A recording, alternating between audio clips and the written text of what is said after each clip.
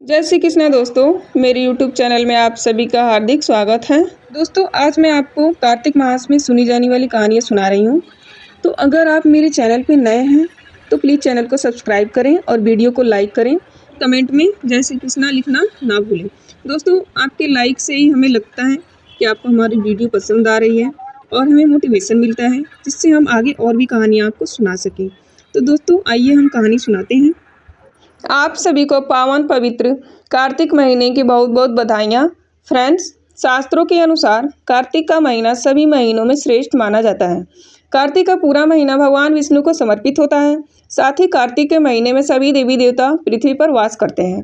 इसलिए कार्तिक महीने में किए जाने वाले स्नान, दान और व्रत का अनंत गुना फल हमें प्राप्त होता है। कार्तिक स्नान सबसे ज़्यादा पुण्य फलदायी माना जाता है और कार्तिक स्नान में कुछ कहानियाँ सुननी होती है। यह कहानियाँ सुनकर ही स्नान पूर्ण होता है। तो कार्तिक स्नान में सुनी जाने वाली सभी कहानियाँ मैंने आज इस वीडियो में सुनाई है। आप सभी कहानियाँ ज़रूर सुनिए ताकि आपका कार्तिक स्नान पूर्ण हो सके।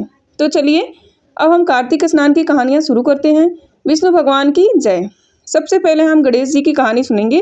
एक बार एक गाँव में गणेश जी का मेला लगा था। सब लोग मेला देखने जा रहे थे। एक छोटी सी लड़की ने भी जिद कर ली कि माँ, मुझे भी मेला देखने जाना है। उसकी माँ ने उसे समझाया, नहीं बेटा, तुम बहुत छोटी हो, तुम कहीं गिर पड़ जाओगी तो चोट लग जाएगी। लेकिन लड़की नहीं मानी, बोली नहीं, मुझे तो मेला देख के आना है। अब माँ ने भी उसको भेज दिया। जाते टाइम माँ ने बेटी को 2 लड्डू और 1 घंटी पानी दे दिया। कहा कि 1 लड्डू और पानी गणेश जी को पिला देना, बचा हुआ लड्डू और पानी तुम पी लेना।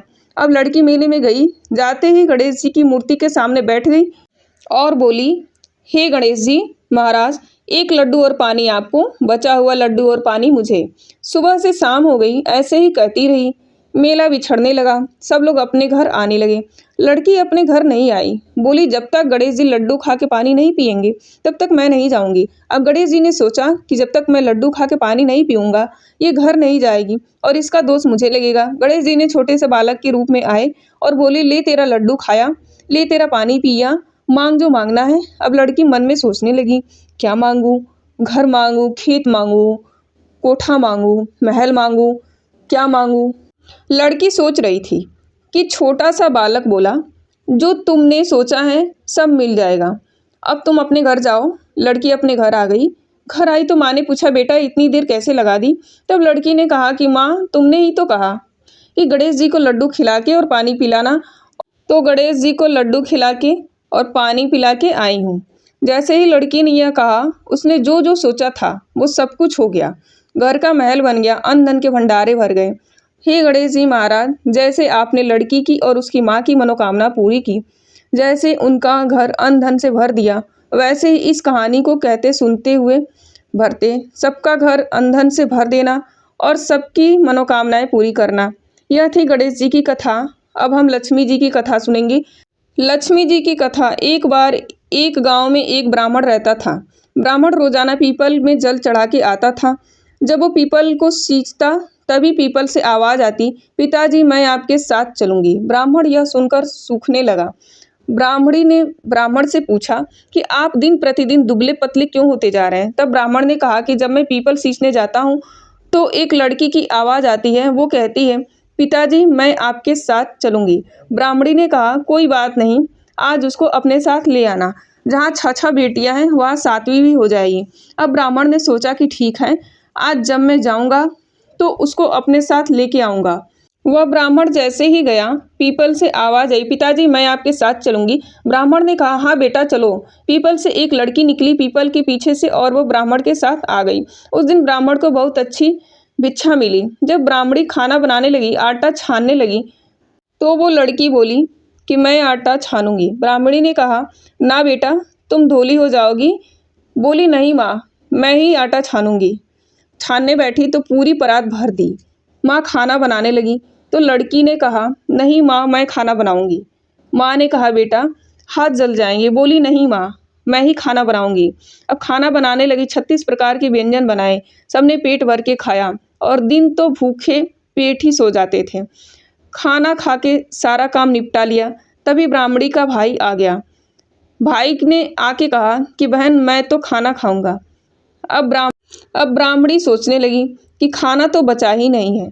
बेटी ने पूछा, माँ क्या बात हो गई है? तब उसने कहा कि तुम्हारे मामा जी आए हैं, उनको खाना खाना है। बेटी ने कहा, मैं अभी बना के लाती हूँ। 36 प्रकार के व्यंजन बनाए, मामा को खिलाए। मामा को व्यंजन बहुत अच्छे लगे। कहा, बहन ऐसा खाना मैंने पहले कभी नहीं खाया। शाम हो गई। शाम हुई तो लड़की ने कहा, माँ कोठे में चौका लगा दो, एक दिया जला दो, मैं इस कोठे में सोऊंगी।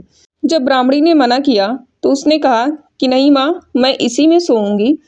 और जब आधी रात हो गई तो लड़की ने उठ के चारों तरफ देखा, तो जहाँ जहाँ नजर गई अन्न धन के भंडारे भर गए, क्योंकि वो लड़की लक्ष्मी माता थी और ब्राह्मण की दरिद्रता को दूर करने आई थी। ब्राह्मण के घर को अन्न धन से भर के लक्ष्मी जी जाने लगी। जैसे ही वो जाने लगी, एक पड़ोस में सो रहे बूढ़े ब्राह्मण ने देख लिया। उसने कहा, बेटी कहाँ जा रही हो? तब लक्ष्मी जी ने कहा कि मैं तो लक्ष्मी हूँ, ब्राह्मण की दरिद्रता दूर करने आई थी। अब तुम्हें अपना घर धन से भरवाना है तो तुम भी भरवा लो। उसने ब्राह्मण के घर की तरफ देखा तो उसका घर भी अंधन से भर गया। अब सुबह सब ढूंढने लगे, बेटी कहाँ गई, कहाँ गई? तो उस ब्राह्मण ने बताया कि तुम्हारी बेटी तो लक्ष्मी जी थी, तुम्हारे साथ साथ मेरी भी दरिद्रता दूर करके चली गई। हे लक्ष्मी माता, जैसे आपने उन दोनों ब्राह्मणों की दरिद्रता दूर की, वैसे ही इस कहानी को कहते सुनते कारा भरते सबकी दरिद्रता दूर करना और सबके घर को अंधन से भर देना। ये थी लक्ष्मी जी की कथा, पिता माता के नित नियम की कहानी। तो दोस्तों, अब तीसरी कहानी सुनिए, माता पिता के नित नियम की कहानी। सीता माता कहानी कहा करती थी, रामचंद्र जी कहानी सुना करते थे। एक दिन भगवान रामचंद्र जी को किसी काम से बाहर जाना पड़ा। तब सीता माता ने कहा कि आप तो चले जाओगे, मेरी कहानी कौन सुनेगा? रामचंद्र जी ने कहा कि पास में एक कुआं है, गांव की स्त्रियां वहां पर आकर पानी भरती हैं, तुम किसी को भी अपनी कहानी सुना देना। सीता माता जब तक कहानी नहीं सुनाती थी तब तक कुछ भी नहीं खाती थी। अगले दिन सुबह सुबह जाकर कुएं की पाल पर बैठ गई।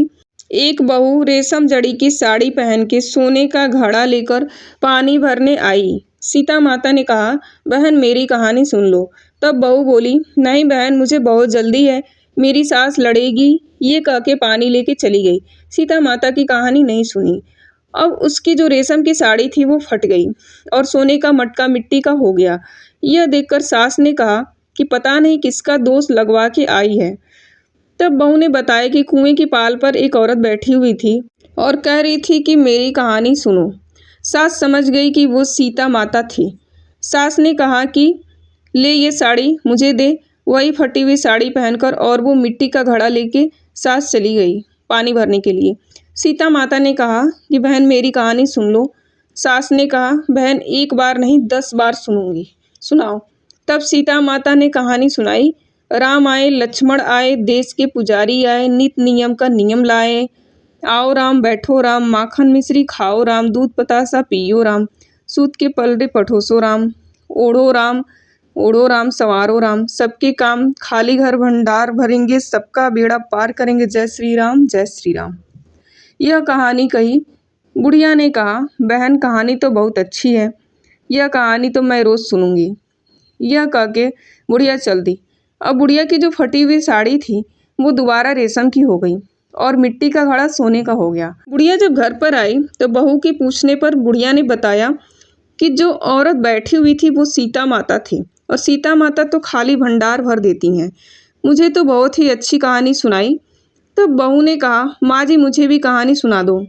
कहानी सुनाई। राम आए, लक्ष्मण आए, देश के पुजारी आए, नित नियम का नियम लाए। आओ राम, बैठो राम, माखन मिश्री खाओ राम, दूध बतासा पियो राम, सूत के पड़रे पड़ोसो राम, ओढ़ो राम, संवारो राम, सबके काम खाली घर भंडार भरेंगे, सबका बेड़ा पार करेंगे, जय श्री राम, जय श्री राम, जय श्री राम, जय श्री राम। बहू ने कहा, माँ जी कहानी तो बहुत अच्छी है, दोनों सुबह सुबह रोजाना ये कहानी सुना करेंगे।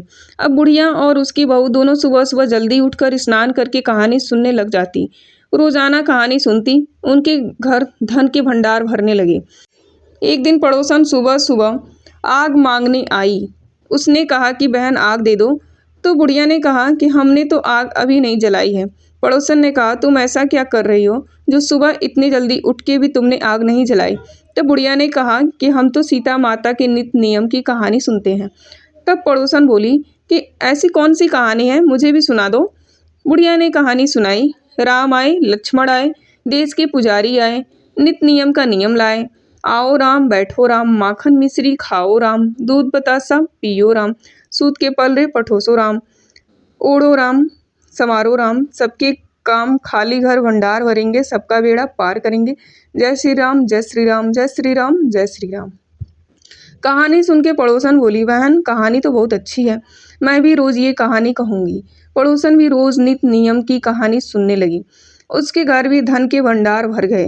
हे सीता माता, जैसे आपने उन सबके घर में अन्न धन के भंडार भरे, वैसे ही इस कहानी को कहते सुनते सबका अन्न धन के भंडार भरना और सबके घर में खुशहाली देना। यह थी नित नियम की कहानी। अब मैं आपको 8 वार की कहानी सुनाऊंगी। एक माँ बेटा थे। माँ गंगा जी नहाने गई तो बहू से कह के गई कि मेरे बेटे को सुबह सुबह रोटी दे देना। उसने कहा, अच्छा माँ जी दे दूंगी। सुबह बेटा उठा बोला, माँ रोटी दे दो।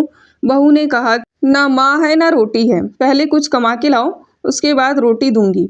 बेटा बोला, हे भगवान, मैं तो कमाना ना जानूं, लेकिन बहू नहीं मानी। उसने कहा कि रोटी तो तभी मिलेगी जब तुम कमा के लाओगी। तब बेटे ने कहा, ठीक है भगवान रोटी तो दे दे, मैं कमाने चला जाऊंगा। बहू ने 4 रोटी बांध दी। वह लेकर अपना कमाने चला गया। जाके एक कुएं की पाल पर बैठ गया और कहने लगा, हे भगवान, मैं तो कमाना ना जानूं, अब मैं क्या करूं। उसके सरल स्वभाव से प्रसन्न होकर भगवान एक बूढ़े ब्राह्मण के वेश में आए और बोले कि हे बेटा, तुम उदास क्यों बैठे हो।